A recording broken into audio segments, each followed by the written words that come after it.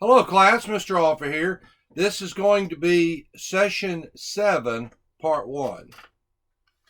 So, as we get into this session, we're going to deal a lot with constitutional laws. At this point in history, guys, we've won the American Revolution. We've put this country, we've won from England.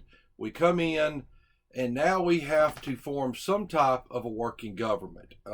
And there were a lot of controversies in all this stuff. You know, guys like Thomas Jefferson really wanted a separation between church and state. You have to remember when the colonists operated under England, the church was part of the state. So it's kind of a slow process. In this, we're going to explain this session. I want to try to explain the United States Constitution, or the first 10 amendments. It's the Bill of Rights. So that could be a good quiz question. The first 10 amendments of the Constitution are called the Bill of Rights. So we'll kind of concentrate this lecture just on the Bill of Rights because there's a lot there. First of all, guys, the Bill of Rights, this is the one we're all very much familiar with. You know, the right, freedom of religion, speech, freedom of assembly, right to bear arms. Some of them we may not be. Troops can be quartered in your house, unreasonable search and seizure, the Fourth Amendment. So all these are amendments. It's something I like to always point out. I'm going to take this is not a government class. So when you take a government class, you really get into the U.S. Constitution. You get into the Bill of Rights. I'm just going to take a quick moment here to kind of explain to you. You have to understand when the Constitution. Now, first of all, you had what was called the Federalist Papers. Those were the first. Those were drafted up prior to the Constitution. They were the Federalist Papers, and I'd really encourage you, if you're a history student, to Google Federalist Papers and kind of look under what the Federalist Papers were. So let's talk about the U.S. Constitution. First of all, the drafter was a guy named James Madison. Remember, we talked about Thomas Jefferson drafted the Declaration of Independence. Madison is the father of the Constitution. Now, a couple of things let's point out here. We're going to go really quick. The thing I want you guys to understand is when the Bill of Rights were written, what they were looking at as far as their rights. And that's very important because what we look at today is different than they looked at. Let's look at the first one, okay? The Bill of Rights. Remember, they're the first 10 amendments, okay? The Bill of Rights, the freedom of religion, speech, press, assembly, right to petition. Who did they want freedom of religion and speech from?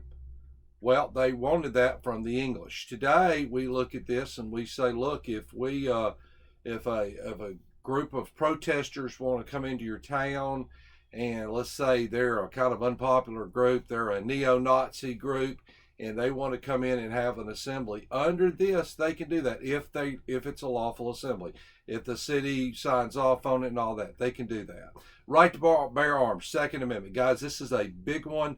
This one today is still debated in the United States. So what did the colonists need the right to bear arms for? Obviously, they were scared of a second invasion by England.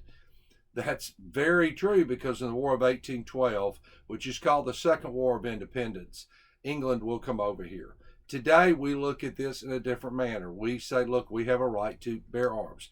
And I'm not in this lecture, guys, I'm not going to jump on one side or the other on any of these issues. I'm just going to explain them. I'm going to explain when our founding fathers put them, what they intended, and they've changed. The thing I always like to tell my students, guys, Declaration of Independence, Constitution, they're living documents. A living document means it's changed through time. Troops may not be quartered in home in peacetime. This is something England did. They brought troops in. Unreasonable search and seizure. Guys, that's the Fourth Amendment. Today, the police cannot just randomly come in your house and go look around for whatever they want to. They have to have a search warrant. There's a whole lot of them in there.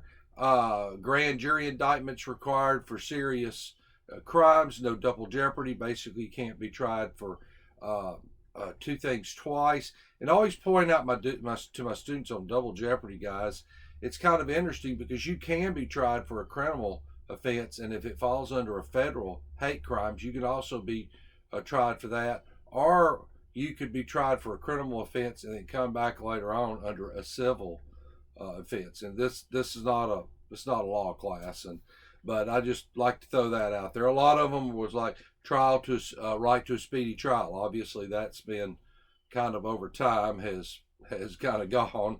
Our trials aren't speedy. Like I said, the Articles of Confederation were the first, or the Federalist Papers.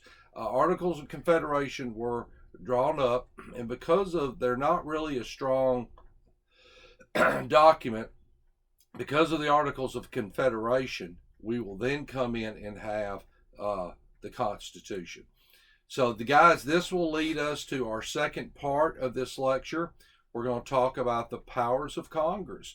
We're going to talk about when the United States Congress was established, really what was their powers. Most of my students are usually very surprised when they find out what the powers of the Congress was when they were built and kind of what they do now. So that will lead us into the second session, and we'll see you then. See you then, guys.